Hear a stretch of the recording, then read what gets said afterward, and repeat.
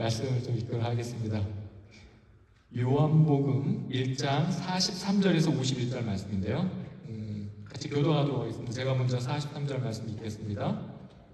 이튿날 예수께서 갈릴리로 나가려 하시다가 빌립을 만나 이르시되 나를 따르라 하시니 빌립은 안드레와 베드로와 한 동네 베세다 사람이라. 빌립이 나다나엘을 찾아 이르되 모세가 율법에 기록하였고 여러 선지자가 기록한 그 일을 우리가 만났으니 요셉의 아들 나사렛 예수니라. 나사렛이 이르되 나사렛에서 무슨 이상한 것이 날 수 있느냐. 빌립이 이르되 가서 보라 하니라. 예수께서 나다나엘이 자기에게 오는 것을 보시고 그를 가리켜 이르시되 보라 이는 참으로 이스라엘 사람이라. 그 속에 간사한 것이 없도다. 나사렛이 이르되 어떻게 나를 아시나이까. 예수께서 대답하여 이르시되 빌립이 너를 부르기 전에 네가 무화과 나무 아래에 있을 때였다. 나다나엘이 대답하되 랍비여 당신은 하나님의 아들이시요 당신은 이스라엘의 임금이로소이다. 예수께서 대답하여 이르시되 내가 너를 무화과 나무 아래에서 보았다 한번은 이보다 더 큰 일을 보리라. 또 이르시되 진실로 진실로 너희에게 이르노니 하늘이 열리고 하나님의 사자들이 인자 위에 오르락내리락 하는 것을 보리라 하시니라. 아멘. 예, 제가 왜 이렇게 하냐면요. 제가 아는 저희 교회 다니시는 다른 교회 집사님을 만나서 이제 식사를 하게 됐습니다. 식사를 하는데 이런저런 이야기 하다가 우리 교회 유튜브 홈페이지가 있다고 하니까 목사님 유튜브도 하세요? 저한테 그러더라고요. 그래서 있다고 그래서 그럼 제가 구독해서 제가 한번 들어가 보겠다고 들어가서 보더니 목사님 그렇게 유튜브 하면 안 됩니다. 저한테 막 피드백을 주는데 한 번도 빠지지 마시고 유튜브에 계속 올려야 됩니다.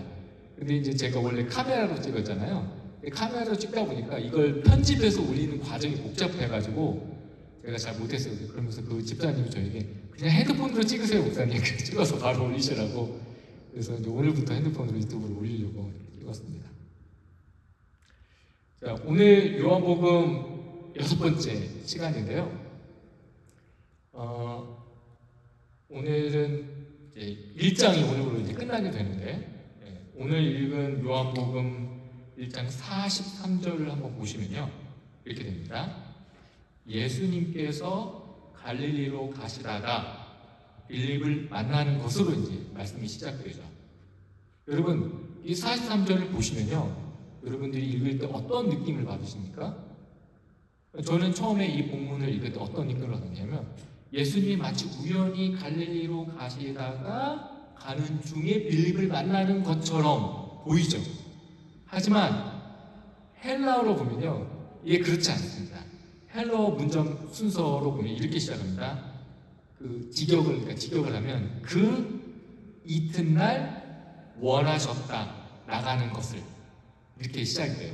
헬라어 원문으로 보면. 그러니까 한글 성경에서는 예수님께서 길 가다가 우연히 빌립을 만나는 것처럼 느낄 수 있지만 그렇지 않다는 거죠. 영어 성경에서도 decide to로 이렇게 번역이 됐어요. 그러니까 의도적으로 예수님이 만나려고 하셨다는 거예요. 만나려고 계획하시고 만난다는 것입니다. 신앙은 우리가 예수님을 찾은 것처럼 생각하면 안 됩니다. 여러분, 우리가 예수님을 믿은 것은 예수님이 우리를 찾아오셨기 때문이라는 것이죠. 내가 내 발로 교회를 나오고 예수를 믿기로 결정했다고 생각할 수 있지만 하나님이 우리를 창세 전에 택하셨다고 성경은 말씀하고 있습니다. 하나님께서 나를 구원하기로 작정하셔서 하나님 백성으로 삼으셨다는 사실을 묵상하면 우리가 할 수 있는 고백은 감사죠. 수많은 사람들 중에서 나를 하나님의 자녀로 선택하셨기 때문에 내가 예수를 믿고 예배를 드리고 있는 것입니다. 다른 이유가 없습니다. 그러기에 신앙생활은 내가 무언가를 해야 하는 의무가 아니라 그 하나님의 사랑에 대한 반응이에요. 하나님과 나의 만남은 우연이 아닙니다. 그렇다면 이렇게 의도적으로 빌립을 만나시려고 하셨던 예수님께서 빌립에게 뭐라고 말씀하셨습니까? 43절 보시면 빌립을 만나 이르시되 나를 따르라 하시니 라고 말씀합니다. 여러분, 나를 따르라 라는 이 말씀을 딱 들었을 때 많은 사람들은 어떻게 다가갈까요? 여러분, 예수님 여러분에게 나를 따르라 라고 말씀하셨다면 여러분 어떻게 느끼십니까? 어떻게 다가오십니까? 예. 많은 사람들이 부담스럽죠. 왜냐하면 예수님을 따른다는 것은 왠지 내가 큰 희생과 헌신, 그죠? 큰 희생과 헌신을 해야 하는 것으로 받아들입니다. 만약에 예수님이 여러분의 꿈에 나타나셔서 나를 따르라고 말씀하시면 여러분 뭐라고 대답하시겠습니까? 만약 저의 꿈에 예수님이 나타나셔서 태우가 나를 따르라 라고 말씀하시면 저는 이렇게 대답할 것 같아요. 뭐라고 대답하냐면 저의 솔직한 대답은 예수님, 아직 저희 아이들이 대학생이라서 제가 조금 더 일을 좀 해야 됩니다. 지금 예수님을 따를 아직 애들이 아직 어리기 때문에 일단 대학교를 다 졸업시키고 제가 예수님 따를게요. 솔직한 저희 심정, 저의 솔직한 심정은 아마 그렇게 대답하지 않았을까 라는 생각을 했습니다. 제가 왜 이런 대답을 할까요? 예수님을 따른다는 의미는 모든 것을 버리고 예수님을 위한 삶을 살아가는 것으로 해석되기 때문이죠. 마치 나를 따른다는 명령은 전쟁 중에 빗발치는 그 총알을 뚫고 앞으로 전진하는 그죠? 장교의 명령에 따라야 하는 것과 같이 느껴지기 때문에 그렇습니다. 그런데 예수님께서 빌립에게 나를 따르라는 명령은요, 분명 예수님의 제자가 되라는 말씀이죠. 마태복음, 마가복음, 누가복음, 즉 공간복음에서 예수님을 따른다는 것은요, 어떤 의미입니까?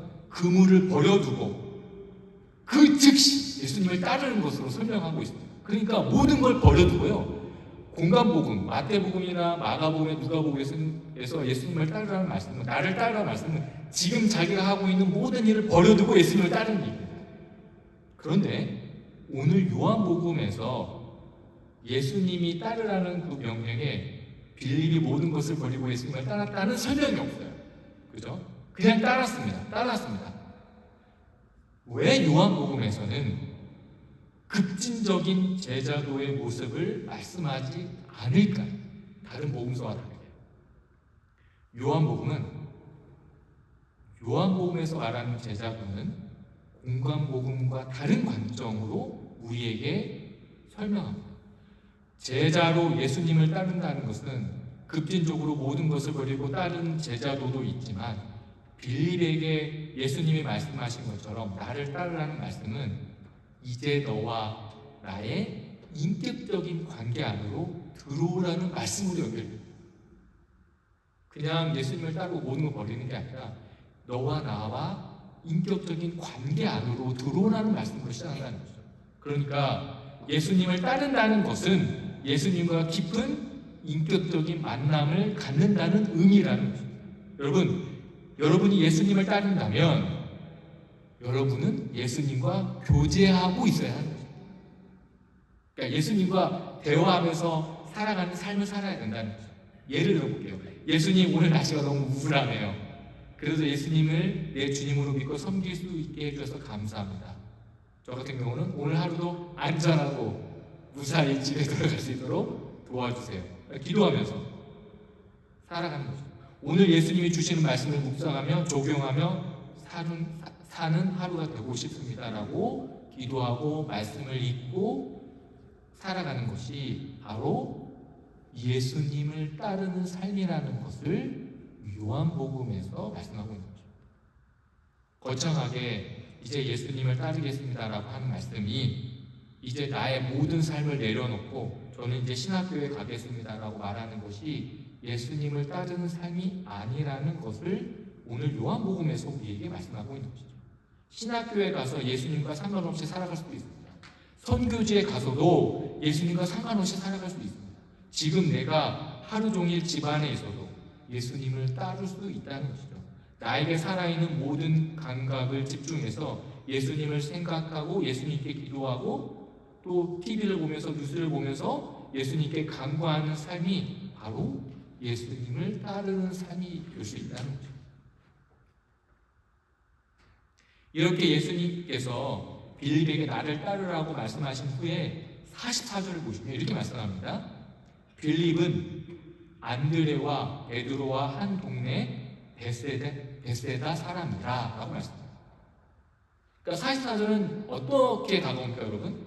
44절 약간 TMI 같은 느낌이죠. 왜 그냥 갑자기 동네 사람 정보를 구체적으로 이렇게 언급하지? 라는 의문이 듭니다. 예수님이 이미 제자로 부르신 안드레와 베드로라는 그 인간 관계 안에서 빌립을 부르셨습니다. 그러니까 이미 우리가 가진 관계 안에서 새로운 의미의 관계가 만들어진다는 것을 의미하는 것이죠. 그러니까 예수님의 부르심은 단순히 어떤 신비한 체험의 결과라기보다는 이미 존재하는 공동체 안에서 자연스럽게 스며든 사건임을 의도적으로 오늘 본문이 말씀하고 있는 것입니다. 교회가 생존하고 발전하기 위해서는 어떻게 됩니까? 새로운 성도들이 교회에 들어와야 합니다. 마치 생물이 살아있다는 증거는 무엇입니까? 지속적인 세포 분해를 통해서 생물이 자라가는 것처럼 교회도 계속 성장해야 하죠. 성장하지 못하면 교회는 결국 문을 닫게 됩니다.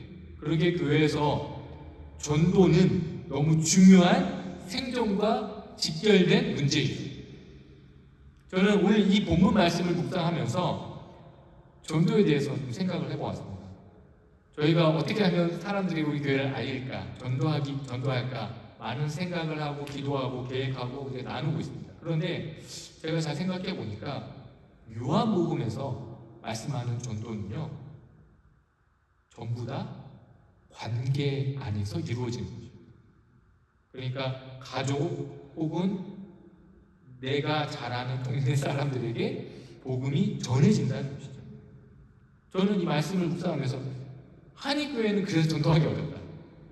여러분 주변에 관계 맺고 있는 사람들, 여러분 주변에 알고 있는 사람들 대부분 다 교회 다니지 않으십니까? 네, 그렇죠. 우리 주변에 내가 관계 맺고 있는 사람들 중에 교회 다니지 않은 사람이 거의 없습니다. 내 관계망 안에 있는 사람들이 대부분 교회 다니는 것이 한인교회가 참 전도하기 어려운 점이라는 사실을 오늘 본문을 통해서 다시 저는 깨달았습니다. 그래도 혹시 주변에 교회 다니지 않는 사람이 있다면 내가 그래도 얼굴을 알고 관계가 있는 사람들에게 혹시 기회가 된다면 복음을 전하시는 우리 교회 성도님 되시길 주님으로 축원드립니다. 이렇게 예수님을 따르기로 결정한 빌립이 누구를 전도합니까? 나다나엘을 전도하죠. 45절입니다. 이렇게 말씀합니다. 빌립이 나다나엘을 찾아 이르되 모세가 율법에 기록하였고 여러 선지자가 기록한 그 일을 우리가 만났으니 요셉의 아들 나사렛 예수니라. 그러니까 모세가 율법에 기록하였고 여러 선지자가 기록한이라는 표현은 어떤 의미냐면 구약 성경 전체를 가리키는 표현입니다. 즉 성경에서 말씀하는 메시아라는 의미죠. 그런데 빌립은 내가 메시아를 만났다라고 표현하지 않습니다. 우리가 만났다라고 표현합니다. 그러니까 헬라어와 영어 성경에서 모두 우리라는 표현이 구체적으로 언급됩니다. 그렇다면 내가 만났다라고 말씀하지 않고 왜 우리가 만났다라고 표현했을까요? 이것은 요한복음 전체가 가르치는 중요한 이슈인 증언 공동체의 신학적 메시지가 담겨있기 때문입니다. 요한복음을 받은 요한 공동체가 어떤 공동체입니까? 증인 공동체입니다. 그리고 그들에게 예수님을 따르는 메시지는 단순히 각 개인에게만 해당되는 메시지가 아니라 교회 공동체에게 준 메시지라는 사실이죠. 그래서 내가 아니라 우리라고 표현하는 것입니다. 이렇게 빌립이 나다나엘에게 예수님을 전하자 나다나엘이 빌립에게 어떻게 대답하죠? 오늘 보면 46절입니다. 나다나엘이 이르되 나사렛에서 무슨 선한 것이 날 수 있느냐? 빌립이 이르되 와서 보라 하니라 라고 말씀합니다. 나다나엘은 나사렛에서 무슨 선한 것이 날 수 있느냐고 질문하고 되묻습니다. 왜 이렇게 질문할까요? 이 이유에 대해서 많은 목사님들이 이 본문을 설교하실 때 제가 많은 설교를 들어봤는데 설교에서 미가서 5장 본문을 많이 언급하십니다. 미가서 5장 2절을 보면 이렇게 말씀합니다. 베들레헴 에브라다야 너는 유다 족속 중에 작을지라도 이스라엘을 다스릴 자가 내게로 나올 것이다. 그의 근본은 상고에 영원에 있느니라 라고 말씀하죠. 그러니까 이미 구약 성경 미가서에서 베들레헴에서 메시아가 나올 것이기 때문에 나사렛에서 메시아가 나올 수 없다는 것이죠. 물론 이 말이 틀린 말이 아닙니다. 하지만 요한복음에서 요한서도는 베들레헴 문제를 구체적으로 해명하지 않습니다. 예를 들어 저라면 예수님이 베들레헴에 태어났지만 자라기는 나사렛에서 성장하셨다라고 구체적으로 설명할 수도 있겠죠. 하지만 그렇게 하지 않는다는 것이죠.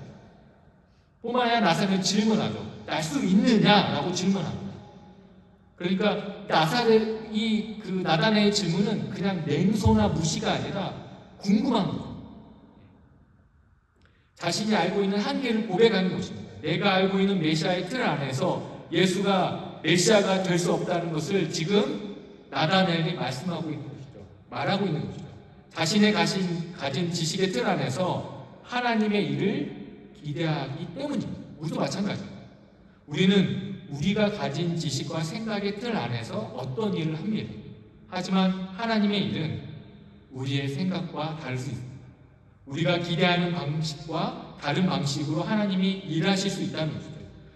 단지 우리는 우리가 가진 능력과 힘으로 최선을 다하지만 그 결과는 우리의 예상대로 이루어지지 않을 수 있다는 것이죠. 그것을 인정하고 이해하고 믿고 나아가는 것이 바로 우리 그리스도인의 삶의 태도라는 것이죠. 이러한 나다나에 대해서 예수님이 오늘 본문 47절에서 이렇게 말씀하십니다. 예수께서 나다나엘이 자기에게 오는 것을 보시고 그를 가리켜 이르시되 보라 이는 참으로 이스라엘 사람이라 그 속에 간사한 것이 없도다. 나사렛에서 선한 것이 날 수 없다고 말하는 나다나엘에 대해서 예수님의 평가는요, 참 이스라엘 사람이고 그 속에 간사한 것이 없다라고 나다나엘을 예수님이 평가하십니다. 그렇다면 나다나엘에 대한 예수님의 이 평가의 근거는 무엇일까요? 왜 예수님이 이렇게 나다나엘을 평가하실까요? 그건 48절이죠. 48절 보면 이렇게 말씀합니다. 나다나엘이 이르되 어떻게 나를 아시나이까? 예수께서 대답하여 이르시되 빌립이 너를 부르기 전에 내가 무화과 나무 아래에 있을 때 보았노라 라고 말씀합니다. 그러니까 빌립이 부르기 전에 나다나엘이 무화과 나무의 아래에 있을 때 보았다라고 예수님이 말씀하십니다. 그렇다면 우리가 해결해야 될 문제가 하나 있습니다. 그건 무엇입니까? 무화과 나무 아래에 있을 때 보았다는 것이 말하는 의미가 무엇인가라는 것이죠. 유대적 배경에서 보면 무화과 나무의 아래에 있었다는 표현은요, 그 자리가 하나님 앞에 기도하고 묵상하는 자리라는 의미가 있습니다. 그러니까 여러분이 잘 아시는 것처럼 팔레스타인 그 지역은요, 강렬한 햇빛이 있죠. 그런데 무화과 나무의 특징이 뭐냐면요, 잎이 넓고 나무가 옆으로 쭉 펼쳐져요. 그래서 그늘을 만들어줘요. 그래서 사람들이 개인적으로 하나님 앞에 기도하거나 하나님이 주신 말씀을 묵상할 때 그 당시 많은 유대인들은 어디서 했냐면 무화과 나무 아래, 개인적으로 그 자리에서 기도했다고 합니다. 뿐만 아니라 그 무화과 나무 아래에서 기도한다고 할 때 그 당시에 유대인들의 중요한 기도 제목 중에 하나는 뭐였냐면요, 그것은 바로 그렇죠, 메시아를 소망하며 기대하며 예수님의 그 메시아가 오기를 간구하는 기도를 항상 그 무화과 나무 아래에서 기도를 드렸다는 사실. 무슨 말이냐면 하나님께서 언제 우리를 구원해 주실 수 있습니까? 라는 기도를 드렸다는 것이죠. 여러분이 잘 아시는 것처럼 예수님이 이 땅에서 공생의 사역을 하실 때에는 이스라엘이 로마의 압제에 있었고 그 압제로 인해 이스라엘 백성들이 고통받고 있었기 때문에 그들이 개인적으로 기도할 때 가장 간절히 기도하는 기도의 내용은 구약에 예언된 메시아가 빨리 와서 우리를 이 억압에서, 이 고통에서 구원해 달라는 기도라는 것이었습니다. 이런 예수님의 평가에 대해서 나다나엘이 예수님을 뭐라고 언급합니까? 49절 보십시오. 나다나엘이 대답하되 랍비여, 당신은 하나님의 아들이시요 당신은 이스라엘의 임금이로소이다 라고 말씀합니다. 나다나엘은 예수님을 하나님의 아들이며 이스라엘 임금이라고 고백합니다. 여기서 나다나엘의 고백에서 알 수 있는 예수님에 대한 이해는 어떤 이해입니까? 불완전한 이해죠. 무슨 말이냐면 예수님을 하나님의 아들이라고 고백하는 것은 틀린 말이 아닙니다. 하지만 이스라엘의 임금이라는 말은 나다나엘이 예수님에 대한 이해가 불완전함을 보여주는 표현입니다. 요한복음 6장 15절 말씀에 이렇게 말씀합니다. 제가 읽어드릴게요. 그러므로 예수께서 그들이 와서 자기를 억지로 붙들어 임금으로 삼으려는 줄 아시고 다시 혼자 산으로 떠나가시니라 라는 말씀입니다. 요한복음 6장은 여러분 잘 아시는 것처럼 오병이어 사건입니다. 무슨 말입니까? 수많은 사람들에게 예수님이요 먹을 것을 주시는 장면이죠. 이 장면을 통해서 유대인들은 예수님을 임금으로 삼으려 했습니다. 왜 임금으로 삼으려 했죠? 자신의 먹고 사는 문제가 해결되기 때문에. 예수님을 내가 임금으로 모시면 나는 이제 더 이상 굶어 죽진 않겠구나, 살 수 있겠구나 라는 생각이 들었던 거죠. 그러자 예수님이 혼자 산으로 가신 거예요. 왜 예수님이 혼자 산으로 가실까요? 예수님이 이 땅에 오신 목적이 단순히 이스라엘의 임금이 되려는 것이 아니라 예수님이 이 땅에 오신 목적은 무엇입니까? 십자가에서 죽고 부활하셔야 합니다. 나다나엘의 고백은 불완전한 고백이지만 그러나 이러한 고백을 예수님은 인정하시고 받아들였다는 것입니다. 50절에서 이렇게 예수님이 반응하십니다. 예수께서 대답하여 이르시되 내가 너를 무화과 나무 아래서 보았다 함으로 믿느냐? 이보다 더 큰 일을 보리라. 이보다 더 큰 일을 보리라라고 말씀하시죠. 그렇다면 여기서 말하는 더 큰 일은 무엇일까요? 그것은 아까 제가 말씀드렸던 것처럼 예수님이 십자가에 죽으심과 부활이죠. 아직 나다나엘은 알지 못합니다. 그러나 더 큰 일은 바로 예수님의 구원 사역을 의미하는 것이죠. 그러면서 51절에서 예수님이 이렇게 말씀하십니다. 또 이르시되 진실로 진실로 너희에게 이르노니 하늘이 열리고 하나님의 사자들이 인자 위에 오르락내리락 하는 것을 보리라 하시니라 라고 말씀합니다. 여러분 이 51절 말씀을 우리가 딱 읽었을 때 창세기 어느 본문이 떠오르죠? 야곱의 사다리 말씀이 떠오릅니다. 창세기 28장 12절 본문이죠. 제가 읽어드릴게요. 창세기 28장 12절 본문입니다. 꿈에 본즉 사닥다리가 땅 위에 서 있는데 그 꼭대기가 하늘에 닿았고 또 본즉 하나님의 사자들이 그 위에서 오르락내리락 하고 라고 말씀합니다. 그렇다면 창세기 28장 말씀과 오늘 우리가 읽은 요한복음 1장 51절의 차이는 가장 중요한 차이는 뭘까요? 그것은 바로 사닥다리와 인자라는 의미입니다. 예수님을 인자라고 말씀하고 있습니다. 사닥다리 대신에 예수님을 통해서 오르락내리락 한다는 거죠. 그리고 또 예수님을 인자라고 표현했습니다. 그것은 다니엘서 7장에서 인자, 즉 고난받는 자로 표현된 것입니다. 예수님이 참된 중보자가 되어 우리가 하나님 앞에 기도할 수 있는 근거가 된다는 것을 오늘 본문이 말씀하고 있는 것이죠. 그런데 오늘 본문 51절과 50절에서 중요한 차이점이 하나 있습니다. 50절에서 예수님께서 나다나엘에게 본인에게 말씀하십니다. 그런데 51절에 보시면요 어떻게 됩니까? 50절에서는 너에게, 즉 나다나엘에게 본인에게 말씀하셨는데 51절에서는 너희로 되어 있습니다. 복수로 되어 있습니다. 왜 너에서 너희로 바꿨을까요? 그것은 이 놀라운 사건을 보는 것은 교회이기 때문입니다. 증언 공동체이기 때문입니다. 교회가 예수를 증거해야 하기 때문이라는 것이죠. 예수를 드러내야 할 존재는 바로 교회 공동체이기 때문입니다. 우리 각자가 자신의 무화과 나무 아래서 하나님을 만나지만 그 만남이 개인적인 만남으로 끝나는 것이 아니라는 것입니다. 증언 공동체로 확장되어야 하는 것입니다. 하나님이 나에게 주신 말씀으로 묵상했다면 그 묵상이 내 개인적으로 끝나는 것이 아니라 공동체적으로 확장되어야 한다는 것입니다. 말씀 공동체가 되어야 하고 우리가 함께 모여 말씀의 능력을 나누는 공동체가 되어야 한다는 것입니다. 그럴 때 우리가 진정한 증언 공동체, 제자의 삶을 살 수 있기 때문입니다. 여러분, 나다나엘이요 마지막 어떻게 됐습니까? 나다나엘 인생을 혹시 들어보셨습니까? 나다나엘 인생? 네.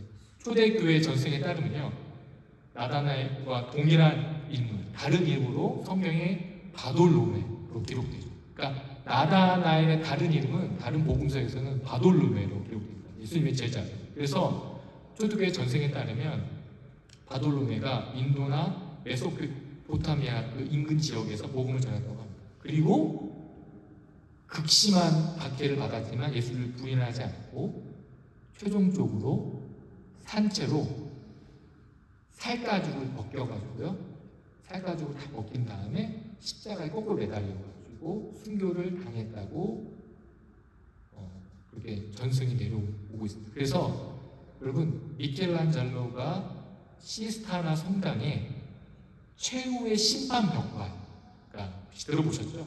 그 최후의 심판 벽화를 보면요, 사도 바돌로메, 즉 나다나엘을 그려놓은 부분이 있는데요. 그 부분에 어떻게 되어 있냐면 한 손에는요 자기의 벗겨진 피부 있죠. 자기 온몸 벗겨진 피부를 한 손에 들고 있고 다른 한 손은 순교의 칼을 들고 있는 모습으로 그려져 있습니다. 그런데 그 벗겨진 피부의 그 얼굴 있죠. 얼굴을 누구로 그렸냐면 미켈란젤로 자신의 모습으로 그려놨습니다.